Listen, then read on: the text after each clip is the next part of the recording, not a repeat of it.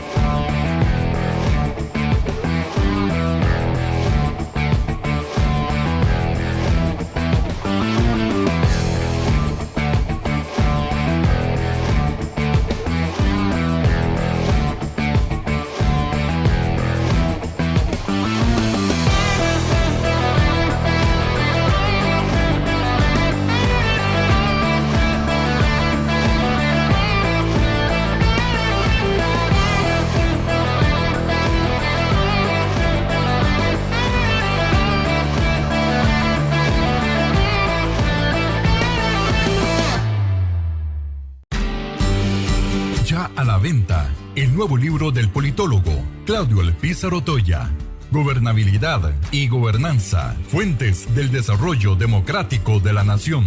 Un libro para comprender la diferencia de dos conceptos claves, que son dos caras de una misma moneda. Gobernabilidad y Gobernanza, Fuentes del Desarrollo Democrático de la Nación.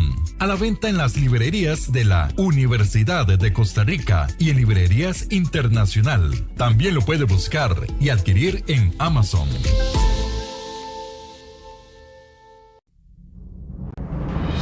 Café y palabras, porque la política sí importa. De lunes a viernes a las 10 a.m. Sintonícenos ahora en ticavisiontv.com/señal-radio. ticavisiontv.com/señal-ticavisión. Descargue el app para iPhone y Android. Ticavisión Radio.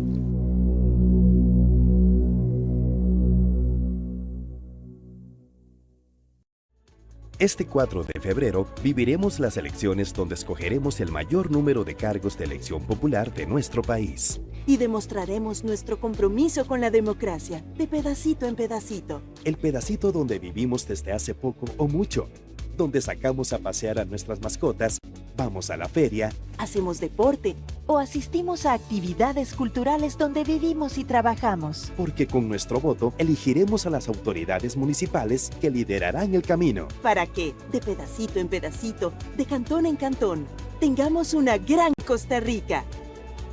Este 4 de febrero vote por su pedacito de Costa Rica. Un mensaje del Tribunal Supremo de Elecciones.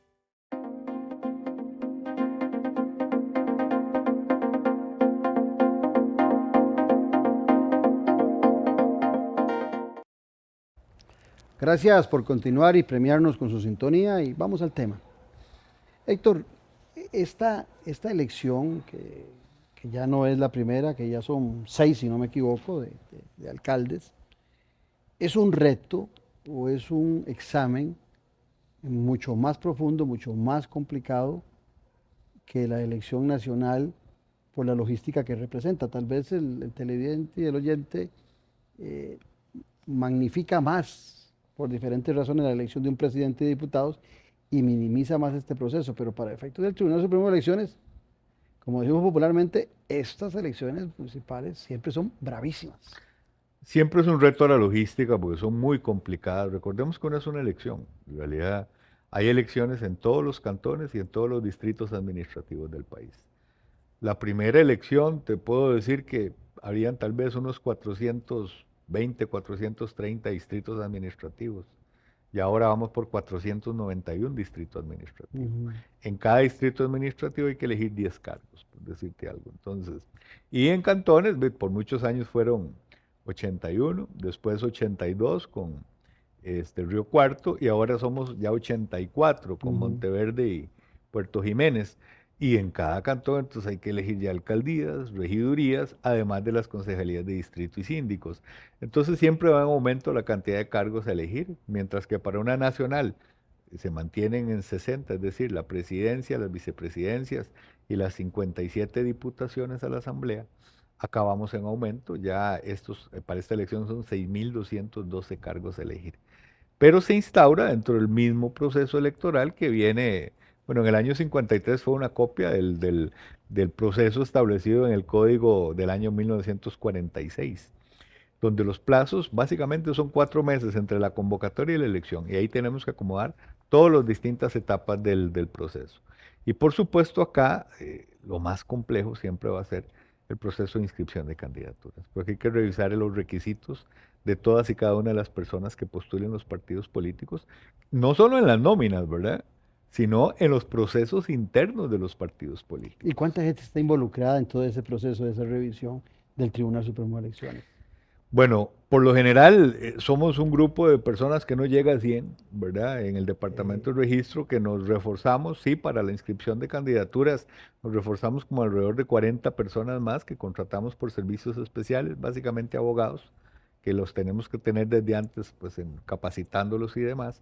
Y ahí tuvimos que desarrollar, en esto sí fue un trabajo que nos colaboró muchísimo nuestra gente de la Dirección de Tecnologías de Información, un sistema que nos permitiera automatizadamente llevar una serie de requisitos. La ventaja es que como por ley, en este momento y ahora sí es por ley que tenemos que ir a todas las asambleas de los partidos, aprovechamos la fiscalización de la asamblea para de una vez prevenir a los partidos. Si hicimos los estudios y de una vez le digo, mire, esta persona no va a cumplir, si la presenta en la nómina se la voy a rechazar, pero no le va a cumplir, ¿verdad?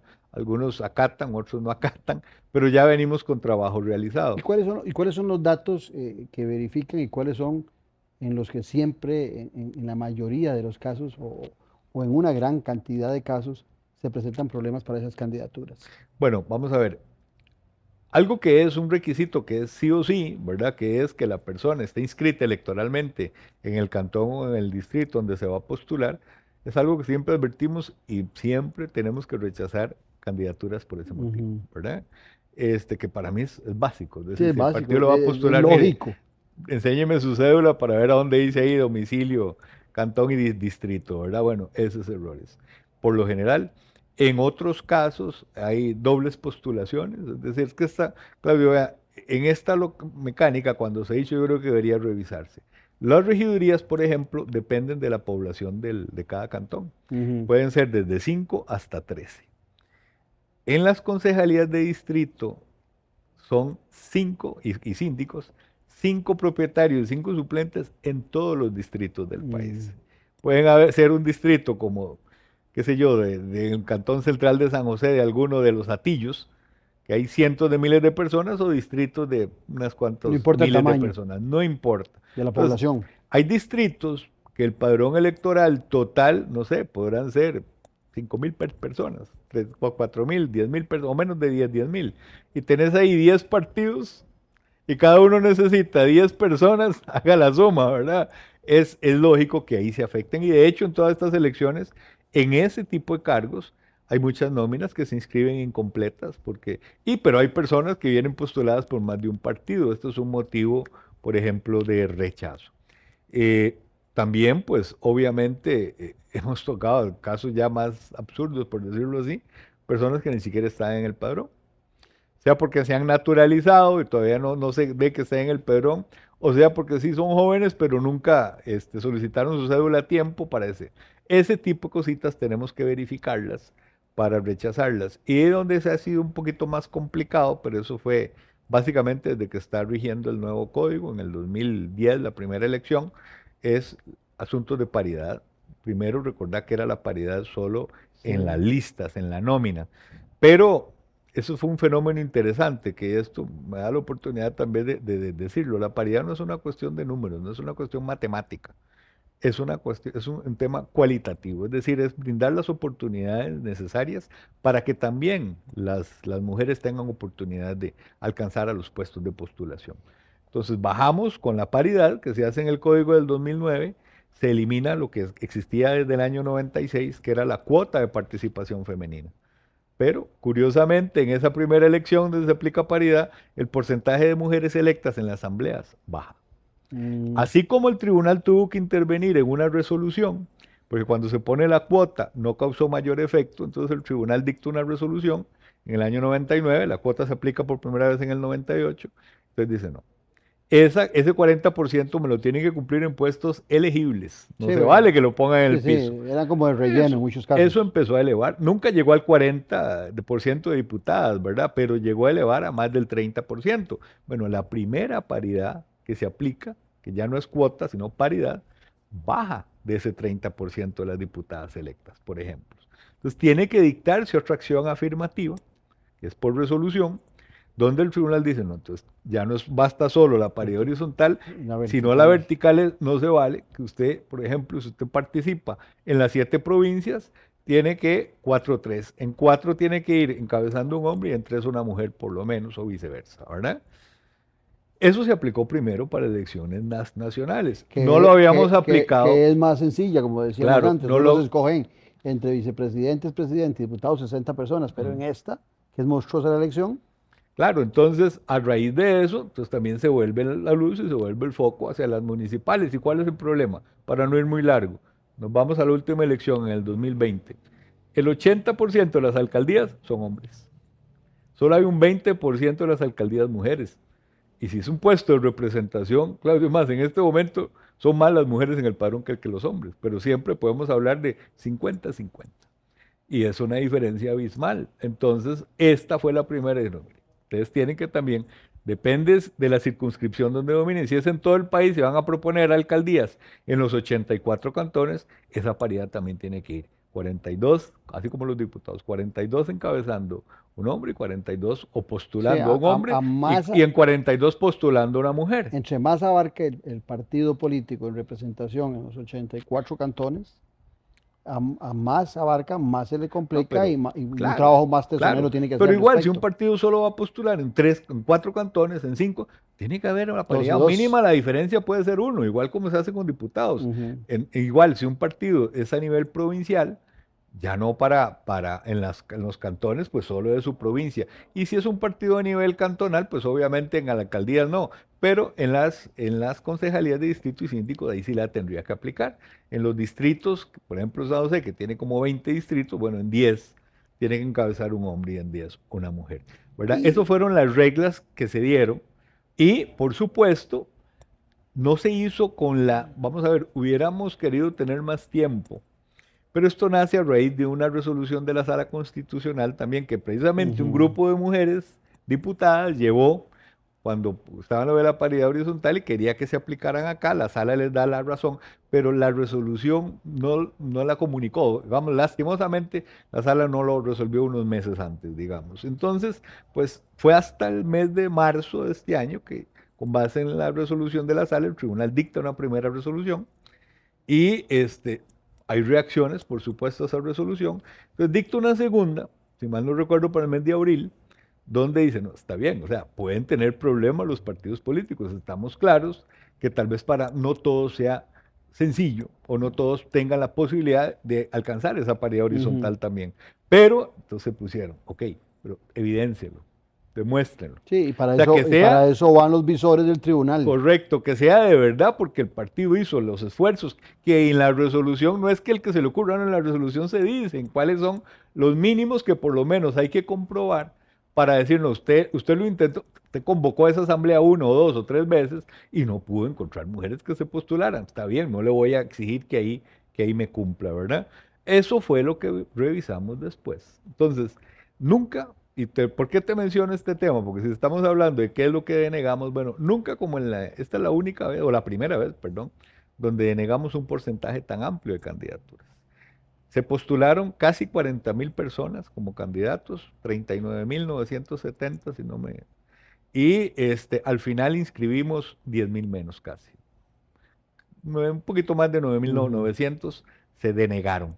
Y la gran mayoría de esos fue porque no se cumplieron con la paridad horizontal, porque tiene un efecto que no tienen los otros casos. Quiero detenerme. Si el partido no cumple para Okay. todos. Quiero detenerme ahí, porque en el proceso que se ha estado generando para la inscripción de los partidos, hubo en algún partido un dirigente que dijo, o la justificación que dijo, fue que no habían cumplido con la paridad porque las mujeres no querían participar, que cuesta mucho que las mujeres participen, pero eso era un comentario, una opinión, pero tiene la manera el Tribunal Supremo de Elecciones, como lo acabas de decir vos, de verificar en cada cantón que las mujeres no quisieron participar o que participaron muy pocas y que para los puestos elegibles habían más hombres y mujeres y que era imposible para ellos completar la fórmula. Es lo que nos estabas diciendo.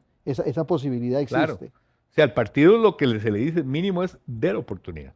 Inste la participación. Y para eso están los visores, ahora, los visores del tribunal. Si habiendo eso habiendo esas instancias, habiendo abierto espacios, al final no está el resultado, pues ya escapa de sus manos. Pero ahí hay miembros del tribunal que levantan un acta y dan fe de eso. Claro, para ponértelo en contexto, fueron 77 agrupaciones políticas que presentaron candidaturas. 77. Y le denegamos por paridad horizontal, póngale que si acaso a 3 o 4. De los 77 partidos a nivel nacional. A nivel nacional. Al final se inscribieron, fueron 75 los que lograron inscribir, otros no fueron por este tema, fueron por otros. Pero lo que te quiero decir es que 70 cumplieron las reglas. De toda índole, nacionales, provinciales y cantonales. 70 cumplieron las reglas. Comprobamos en sus procesos internos que dieron los espacios que estaban. No necesariamente los 70 alcanzaron la paridad, que eso son otras dos cosas distintas. Sí. Pueden haber diferencias, de hecho muchas hay diferencias, pero sí cumplieron los requisitos de evidenciar que dieron Héctor, eso es muy importante porque he oído justificaciones de alguna gente que dice, pero hay otros partidos que no cumplieron con la paridad y van a la competencia y al nuestro no se le permitió participar. Claro. Porque no cumplió con la paridad, pero es que aquel que se le permitió tuvo la justificación, los visores del Tribunal Supremo de Elecciones levantan acta y verifican que efectivamente no hubo capacidad ni voluntad de participación femenina para la paridad. Así de sencillo era. Correcto. Eso, vamos a ver, yo creo que en esto de las elecciones, de los procesos electorales, hay un principio claro que nosotros siempre seguimos. Las reglas deben de estar claras.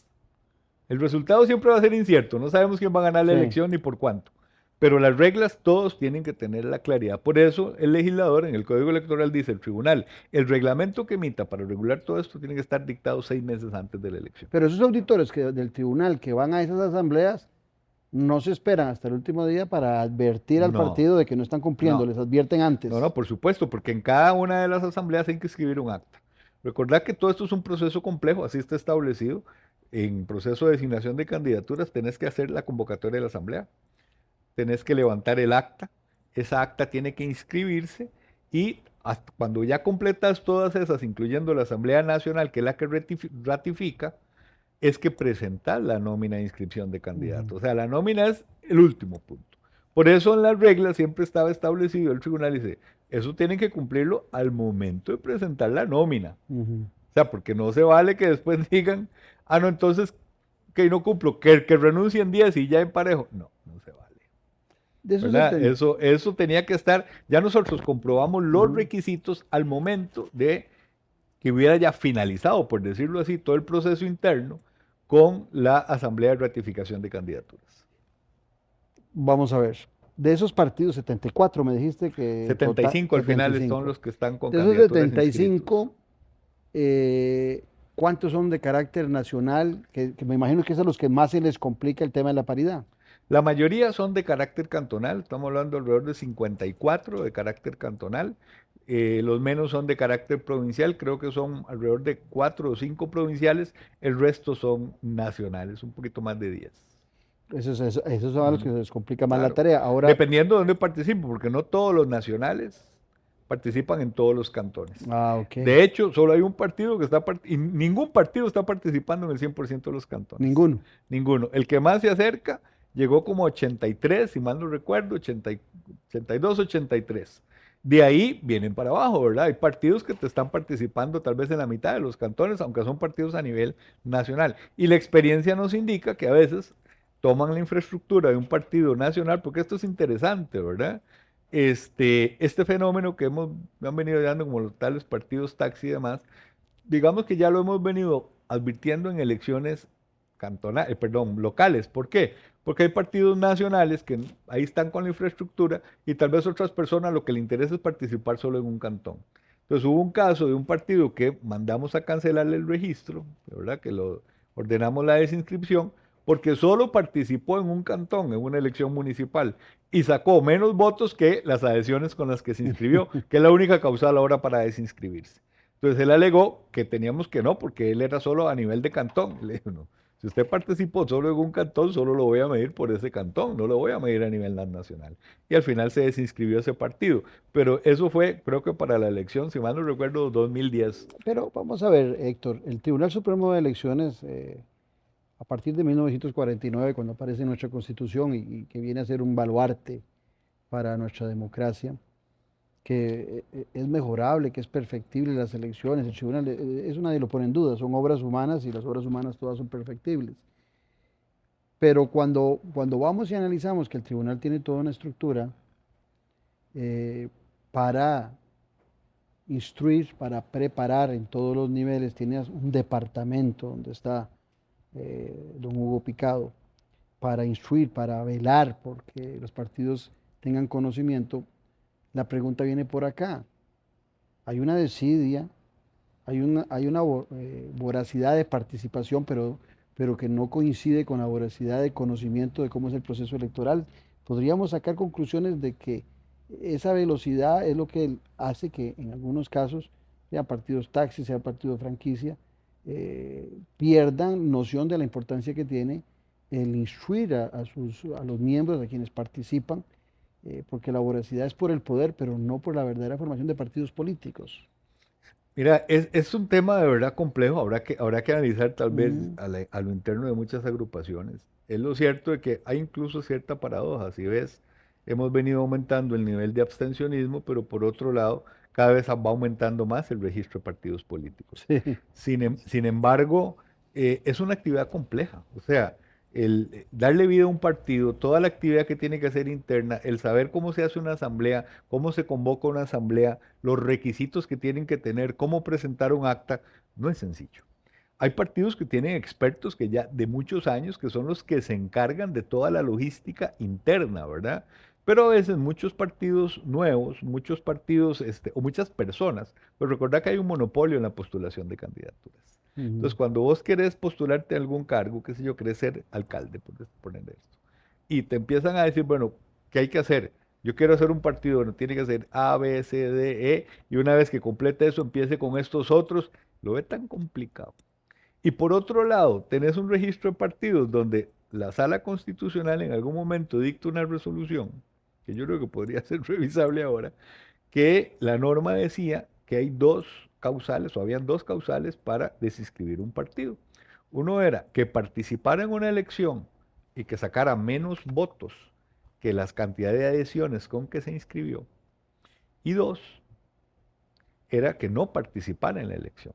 Si se supone que los partidos políticos son para ser los vehículos entre el electorado y los puestos de elección popular, pues se consideraba que no participar en una elección, pues no estabas cumpliendo tu No fin, tenía sentido. que era una, bueno, la sala elimina eso. Entonces ahora la única forma de no inscribir, de desinscribir un partido es que participe en la elección y saque menos votos que en los que se adhirió. Pero como bajaron la cantidad de, Pero digamos, adhesiones, eso es muy difícil que se dé pero eso ahora. te iba a decir, porque para crear un partido político son, ¿qué? 3.000. No, a nivel nacional 3.000 adhesiones, Y si nos pero saca a 3.000 nivel nacional, provincial son 500. y si nos saca 500. Por eso, a es lo nivel de- provincial o a nivel cantonal son 500. Entonces, ¿qué es lo que pasaba? Tenías muchos que se entusiasmaban hacia un partido porque querían participar por una diputación, por una alcaldía. Hacen un partido que hacer un partido a nivel cantonal o a nivel provincial es muchísimo más sencillo. De participaban en la elección, no obtenían nada y dejaban al partido ahí. Y Sí, tenés tirado. casos de partidos que tienen, no sé, 3, 4, 5 elecciones de no participar, de ser cascarones. Y ahí están. Y alguien dijo, pero antes de hacer todos estos requisitos, ahí lo tengo. ¿Qué tengo que hacer todo eso? Una renovación de estructuras. ¿Qué es una renovación de estructuras? De convoque asambleas, empiece. Si necesita, que ahora tenemos un caso interesante, ahora te cuento. Si es un partido ya que no es tan viejo, que está la estructura a nivel de cantonal y no de distrital, entonces nada más haga las cantonales y ahí en cada cantonal va nombrando su comité ejecutivo, sus delegados, etcétera. El tribunal Es inclusive mucho mandó- más fácil eso Ujú. que empezar a buscar adhesiones, que empezar a ver la divisa. Claro.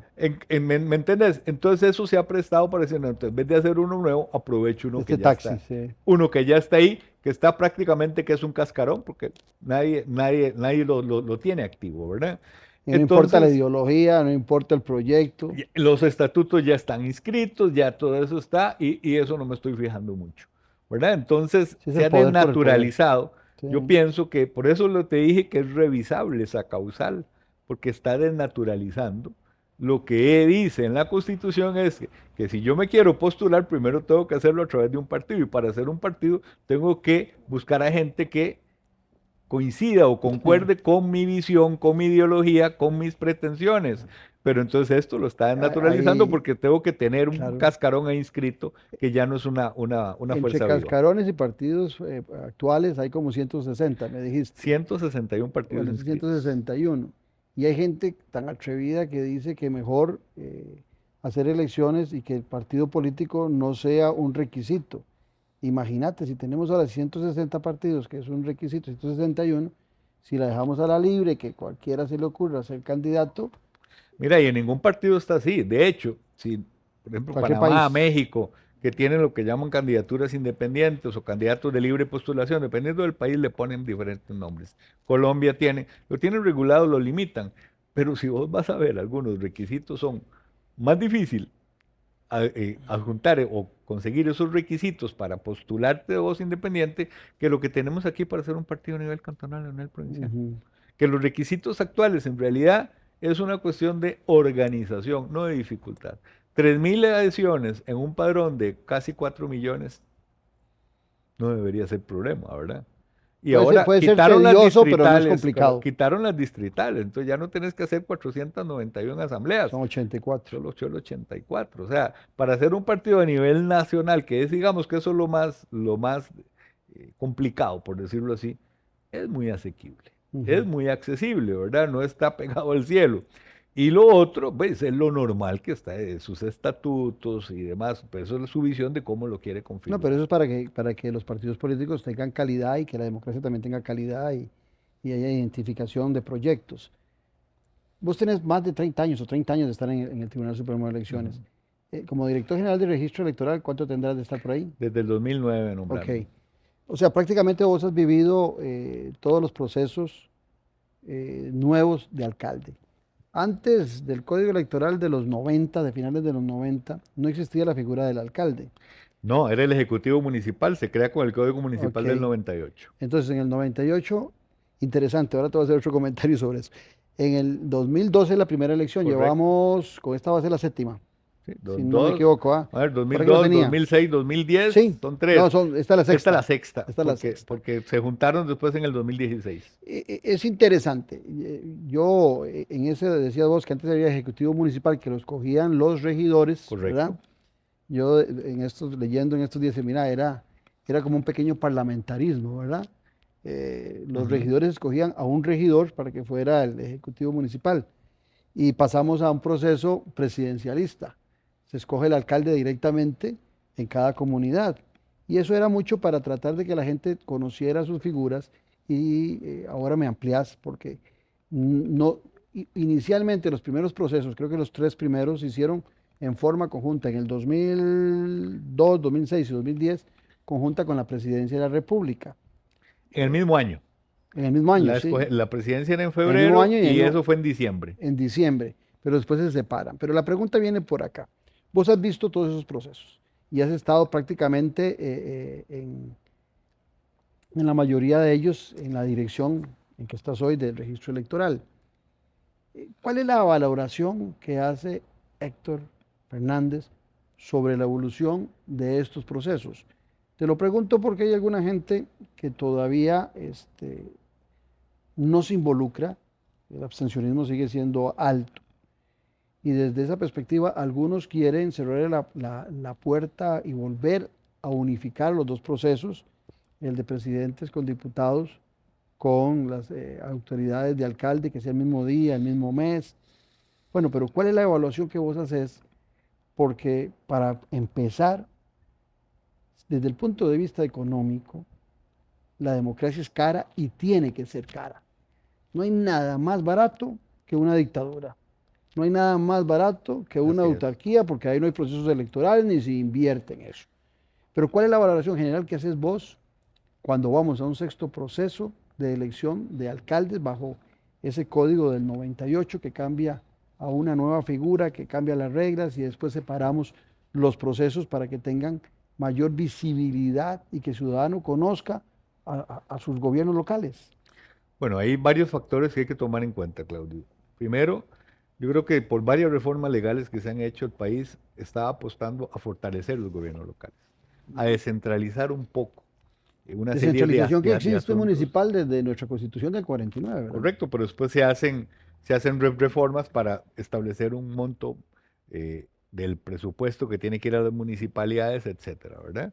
Hemos venido haciendo con reformas en cierta cantidad de potestades, como la atención de caminos vecinales, ciertas obras públicas, cantonales, perdón, etcétera, ¿verdad? Entonces, si vas a apostar por la descentralización y vas a apostar por darle potestades a un gobierno local para que ese gobierno local sea el primer precursor del bienestar de su cantón, sí es necesario hacer elecciones separadas. Sí es necesario. ¿Por qué? Porque el electorado de ese cantón tiene todo el derecho de tener una valoración adecuada de quiénes son las personas que se están postulando para llevar adelante ese gobierno local, cuáles son sus propuestas, cuál es su visión de desarrollo, ¿verdad? Porque ahí podemos entrar en otro tema que todavía es más complicado, ¿verdad? Es cómo está la división territorial administrativa del país que- y si vale o no vale. que- Si que- ese gobierno local, que ahí son otros temas, que es ¿verdad? imposible Entonces, si cambiarlo. apostás por la descentralización, sí, Eh. pero después veamos cómo estamos descentralizando el país. No es lo mismo en España que No, tenés exactamente. unas provincias autónomas, pero entonces, porque entonces cuando ves el ranking hay municipalidades de municipalidades, porque hay cantones de cantones, ¿verdad? Muy bien. Pero esos son otros, eso es digamos enano de otro cuento, como dicen, ¿verdad? Pero entonces, si apostás por descentralización es bueno. Y ese es uno de los principales motivos. Cuando teníamos los regidores electos en la misma fecha con presidencia y con diputaciones, nadie, o sea, no tenían ni siquiera los candidatos espacios para promocionar su candidatura. Estaban copados todos los espacios, primero por la presidencia y en segundo término por las diputaciones, ¿verdad? Entonces, eso yo creo que yo estoy de acuerdo y debería seguir siendo así, pero como te digo, más bien deberíamos centrarnos en ver cómo entrarle a algo que es muy complicado por el sistema nuestro, que es la división territorial administrativa del país. Incluso a nivel provincial, incluso a nivel de elección de diputados, esto es todo un tema, ¿verdad? Pero por otro lado, con el sistema actual, ya con tantas elecciones deberíamos estar valorando ciertos puestos. En mi caso, y esto es una posición muy personal y muy particular, es valorar lo que son las concejalías municipales de distrito. Salvo los 7 casos donde hay ahora un consejo municipal, las demás, primero, son puestos ad honorem, no devengan nada. Segundo, las municipalidades no tienen obligación ni siquiera de darles un espacio, ni siquiera de proveerles insumos para que hagan su Desde esa perspectiva no tiene trabajo. sentido de existencia. Correcto, y es muy compleja la elección de estas personas que primero tienen que rogarles, no se inscriben nóminas incompletas y es el que lleva el peso, o sea, son 491 distritos por 10, son 4.910 puestos a elegir solo por esto, que habrá que revisarlo, ¿verdad? Pues el síndico siempre ya se elegía, pero sobre todo como consejo y por lo menos o revitalizarlo para que haya mayor interés de la ciudadanía en postularse a estos puestos y que tengan algún peso, que tengan alguna incidencia, Claro. ¿verdad? Porque yo estoy seguro que de los 400, creo que en esta oportunidad hay como 470 de consejos municipales, Bueno, de la consejos de semana distrito, pasada leía que imprimieron 11, ¿cuánto fue? 11 millones de casi papeletas, ¿verdad? en total. Y esas consejerías deben ayudar mucho a ese Claro, número. porque es un padrón, entonces son 3.570.000 papeletas para este puesto. Pero de esos 400 y pico de consejos de distrito, ¿cuántos hacen algo? O sea, es decir, ¿cuántos de verdad tienen las condiciones adecuadas para poder cumplir su cometido? Pues yo creo que esto es un órgano que hay que revisarlo.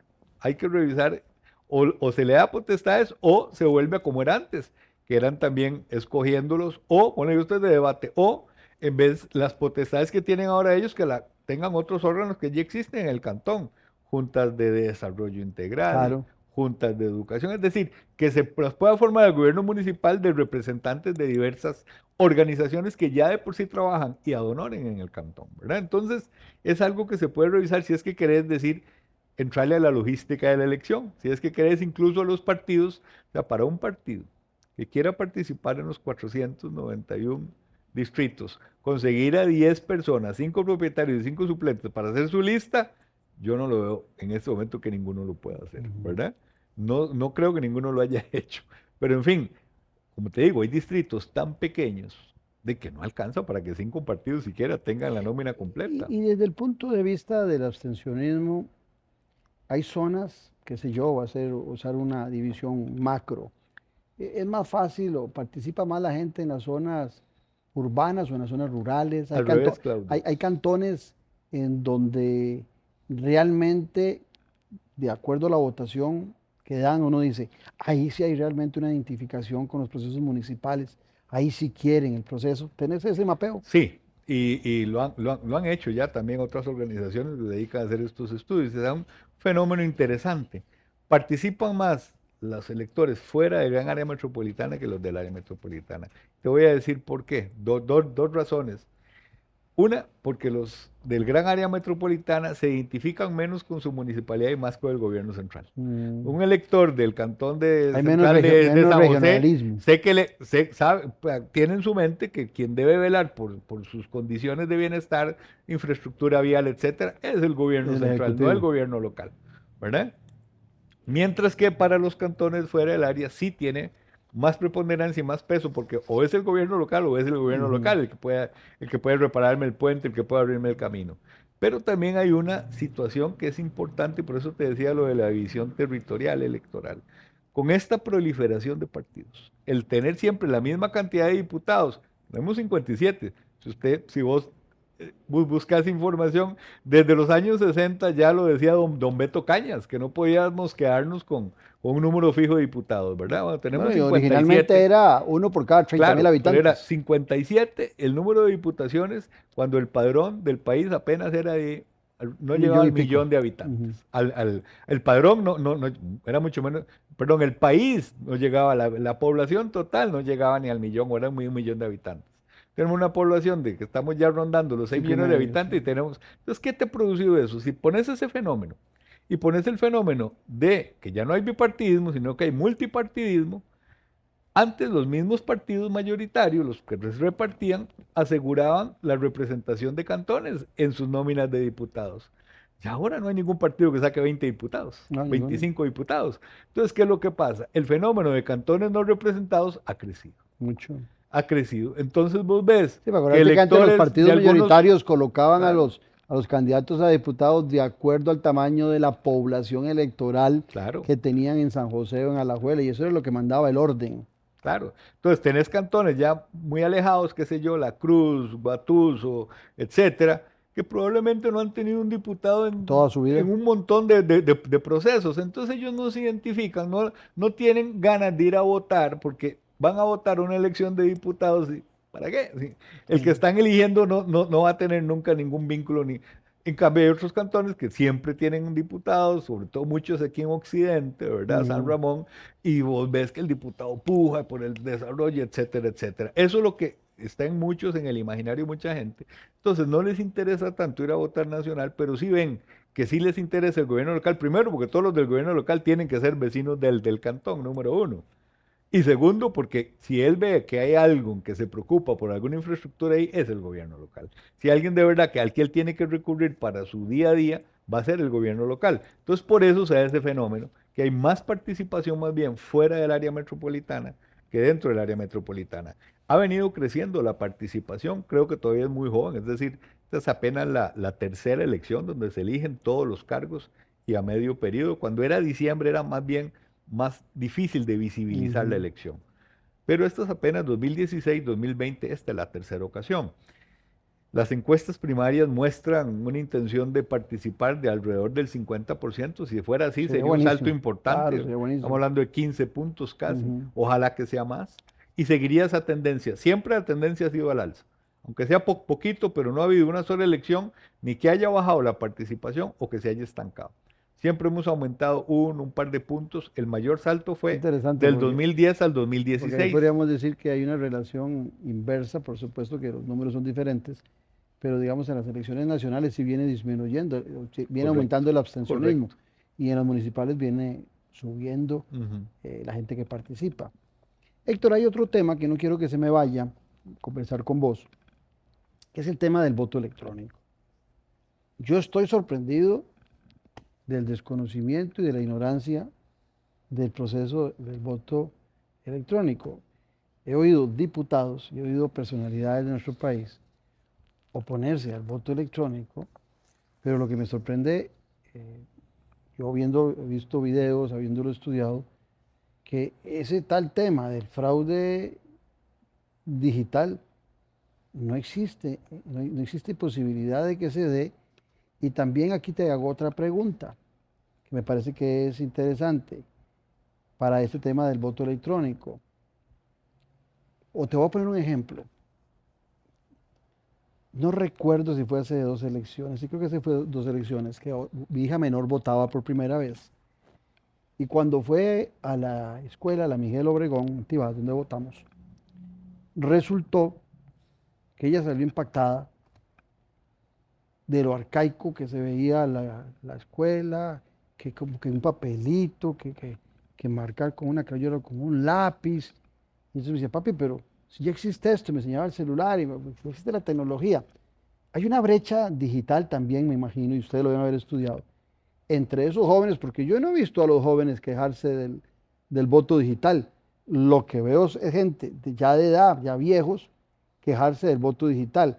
¿Es un miedo a la computadora? ¿Es que hay posibilidades de fraude?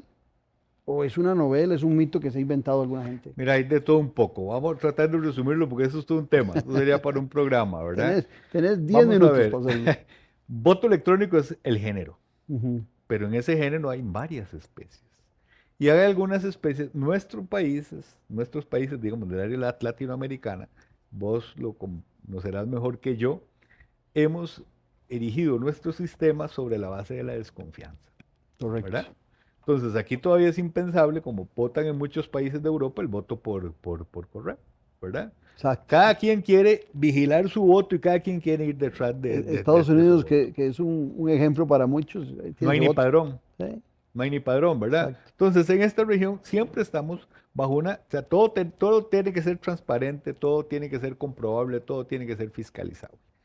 Implementar, vamos a ver cómo le está yendo a El Salvador, porque te cuento que El Salvador, esta es otra especie de voto electrónico. El Salvador, en este momento, por primera vez se está estableciendo un voto electrónico que es bajo la modalidad de voto remoto o voto por internet, pero para los ciudadanos salvadoreños en el extranjero. Bueno, creo que solo en Estados Unidos hay un padrón de más de 700,000 salvadoreños inscritos que desde ya pueden votar. O sea, pueden votar un mes antes bajo ese sistema de voto remoto. Por supuesto que ahí, Y 700,000 es como el 10% de los salvadoreños sí, que viven en los Estados correcto. Unidos. Por supuesto que ahí, si vos decís, mire, los hackers, mire que si él vota, ¿qué pasa con eso? Ahí todos esos temores y todas esas suspicacias son válidas Podrían tener y habrá que caso. comprobar, etcétera. El problema con Brasil ha puesto esto desde hace, creo que de finales de los 80, por otros motivos, ¿verdad? Que ellos tenían, incluso para fraude y demás, les servía un sistema de votación electrónica, pero igual en la última elección que fuimos a observar el año pasado, también vos tenés que confiar, vos que, digamos, yo que no sé absolutamente nada de informática, voy a la urna, voto, la máquina me está registrando el voto. En algunos casos da comprobante, por ejemplo en Brasil ahora no. Yo tengo que confiar que si yo voté por el partido A, el sistema me lo está poniendo en el partido A y nadie me lo va a poder cambiar. Eso es una confianza que yo tengo que tener, porque no lo puedo verificar. Entonces, por eso nosotros volvimos los ojos a otro. Ese sistema, si bien lo hemos estudiado de antes de los 90 y hemos hecho ya 2 planes piloto en el 2002 y en el 2014, solo que a este se le ha dado muchísimo más Resonancia. resonancia, ¿sí? Precisamente lo que queríamos comprobar era lo que vos primero dijiste, bueno, cuál era cuán difícil o no era para todas las personas hacerlo, La brecha votar digital. desde un dispositivo electrónico, qué resistencia iba a haber. En esos casos era voto voluntario, es decir, o votabas por papeleta tradicional o votabas en la máquina.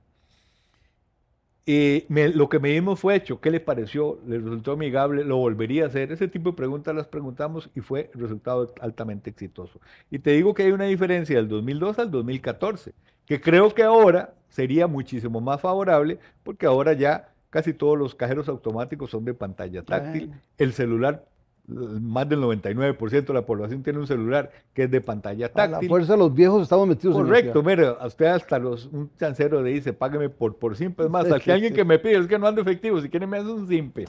O sea, ya la tecnología cada vez es más parte de nosotros. Eso es un punto a favor. ¿Cuál era el otro punto que sí queríamos? Algo que le ha costado mucho al tribunal, y que creo que para eso se creó el tribunal, fue darle la confianza a la ciudadanía en el resultado de la elección. Y precisamente pensando en un escenario que es el más complicado, que es de una elección muy Pareja. cerrada, ese que pierda, lo vimos en Brasil ahora con Bolsonaro, ¿qué va a decir?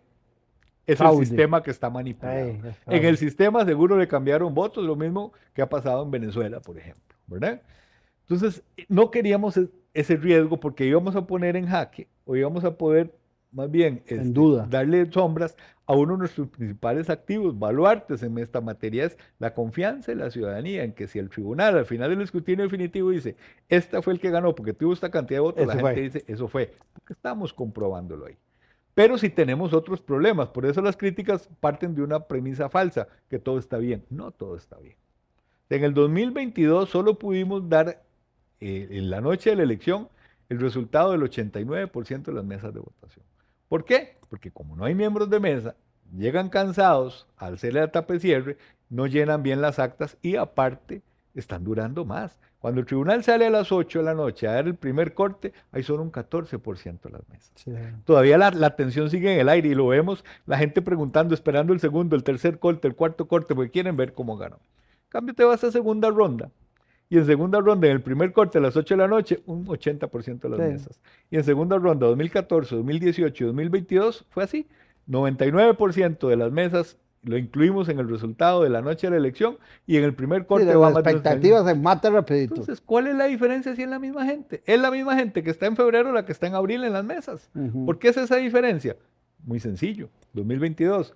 No es fácil hacer un escrutinio primero de una papeleta con 25 partidos, después de otra con 30 partidos y después llenar las actas que hacer una papeleta con 2 opciones. Entonces, lo que buscamos fue un sistema, que así lo llamamos en el proyecto, que le facilite el trabajo a los miembros de mesa. Una herramienta que permita que aunque sean 2 o 3 o 4 papeletas, como esta, 3 pueden ser, ¿verdad? O 4, para que los miembros de mesa sea fácil y que les permita llenar las actas también más fácilmente, comunicar ese resultado de la elección. Entonces volvimos los ojos, que algo que veníamos viendo ya desde hace más de 10 años, porque la provincia de Salta en el 2007 o 2008 por ahí, Argentina. utilizaron este sistema que vamos a probar acá. Y a partir de ahí ha venido evolucionando en Argentina, cada vez más provincias y más provincias y más provincias. De hecho, en agosto del año pasado ya lo usaron en la provincia de Buenos Aires. Pero lo que nos vuelve la atención es cuando Paraguay, en el 2019, por ley, decide que todas sus juntas tienen que votar con dispositivos electrónicos. Y en el estudio que hace el organismo electoral decide utilizar este sistema.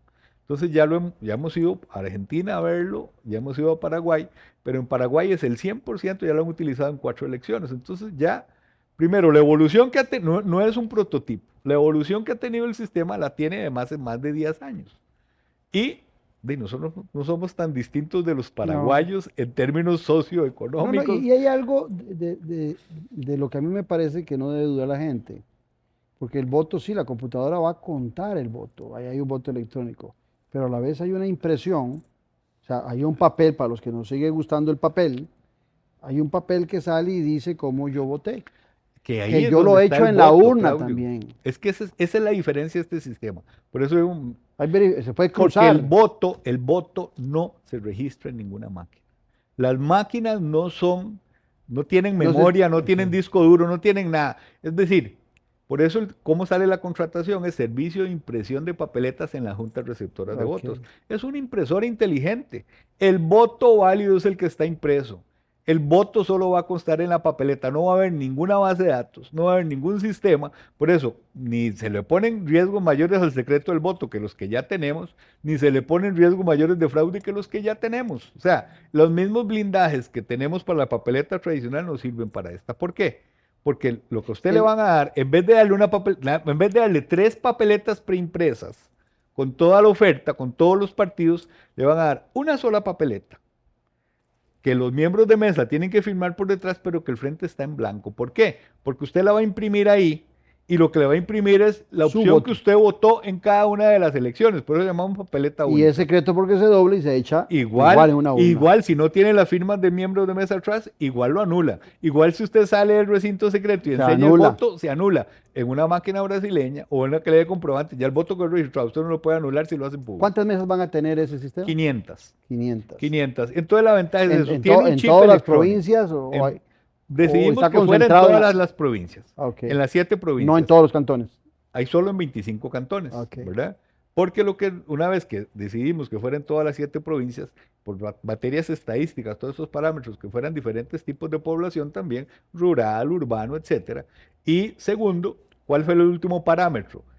Los lugares o las regiones dentro de esos parámetros que más participación tuvieron en el 2016 y en el 2020.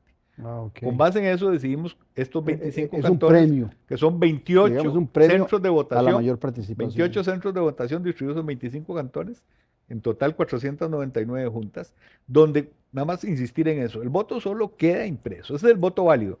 El chip que graba la misma información que está impresa y solo va a constar ahí, es para ayudar a los miembros de mesa a contar esos votos y a emitir las actas después.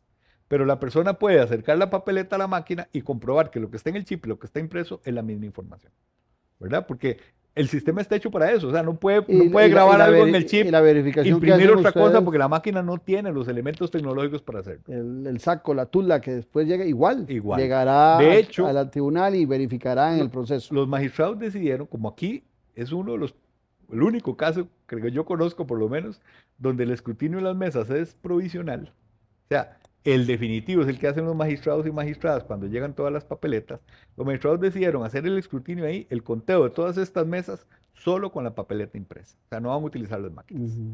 Solo con la papeleta impresa van a contar los votos. Entonces, desde ese punto de vista está igual. La única diferencia es que en vez de que los miembros de mesa hagan 3 escrutinios, primero el de la alcaldía, después el de la regiduría, van a hacer uno solo.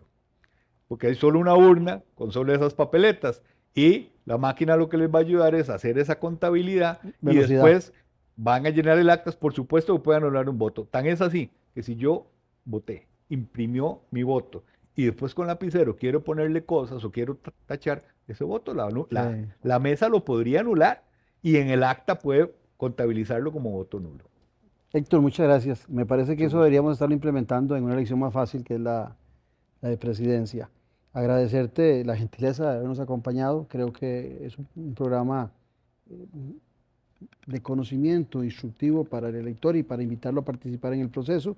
Y los vamos a dejar a ustedes con un video de YouTube que el Tribunal Supremo de Elecciones, también presentad vos el tema del voto electrónico, cómo se desarrolla, para que le quede mayor información y deje de ponerle atención a esos ruidos, a esos miedos y a esos mitos que no tienen ningún sustento para el proceso electoral municipal. Gracias a Héctor, gracias, pero sobre Claudio. todo a ustedes. Los espero el próximo domingo aquí donde usted disfruta política con P mayúscula. Un abrazo.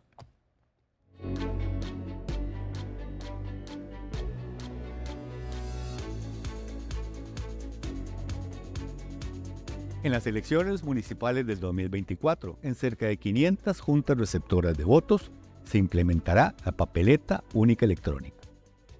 Este mecanismo para la emisión del voto es parte de un plan piloto que realiza el Tribunal Supremo de Elecciones para agilizar y eficientizar el proceso de conteo de sufragios y emisión de actas al cerrar las mesas de votación, lo que permitirá una mayor rapidez y precisión en la transmisión de resultados provisionales la misma noche de la elección. Si a usted le corresponde votar en alguna de las juntas receptoras de votos donde se implementará este sistema, debe seguir los mismos pasos que habitualmente el Tribunal Supremo de Elecciones ha dispuesto como parte de sus múltiples mecanismos de control cruzado que blindan las elecciones. Debe portar su cédula de identidad y firmar el padrón registro. De seguido, recibirá una papeleta en blanco, firmada por los miembros de mesa presentes al momento de la elección. Con la papeleta en la mano, diríjase al recinto secreto y, una vez ahí, siga las instrucciones que aparecerán en la pantalla de la máquina de votación. 1. Inserte la papeleta totalmente estirada en la parte superior de la máquina, con las firmas de los miembros de mesa viendo hacia usted y siguiendo la dirección de la flecha. 2. En la pantalla se desplegarán las opciones para elegir alcaldía. Presione la pantalla para escoger a la persona o partido político de su preferencia. Inmediatamente, en la pantalla se desplegarán las opciones de regidurías. Sigue el mismo proceso para escoger concejalías de distrito y sindicaturas. 3. Una vez finalizada la votación, la pantalla desplegará las opciones que usted haya elegido. Allí tendrá la posibilidad de modificar su voto o, incluso, reiniciar la votación. 4. Cuando tenga certeza de la elección que realizó, presione la opción Imprimir. Inmediatamente, imprimirá su voto en la papeleta. 5. Cuando finalice la impresión, podrá observar que su papeleta tendrá su voluntad electoral impresa. La máquina de votación no guarda ni almacena la información del sufragio. 6. Doble la papeleta por la mitad, de modo que su voto impreso quede oculto, y diríjase a los miembros de mesa para depositar su papeleta en la urna correspondiente, con las firmas viendo hacia la junta receptora de votos. Al finalizar la jornada, los miembros de mesa, con la presencia de fiscales partidarios, abrirán la urna y harán el conteo de los votos en la misma máquina de votación por medio del chip que posee cada papeleta. Posterior a lo cual, con la ayuda de la máquina, podrán emitir e imprimir las respectivas certificaciones y actas de cierre de la votación. Esto permitirá una mayor agilidad, eficiencia y precisión en la transmisión de resultados de los centros de votación hacia el Tribunal Supremo de Elecciones y la entrega de resultados preliminares por parte del organismo electoral la misma noche de la elección. Seguridad, eficiencia, agilidad y transparencia. Con la papeleta única electrónica tendremos resultados confiables y más rápidos, dados los múltiples mecanismos de control cruzado del Tribunal Supremo de Elecciones en sus procesos de elección.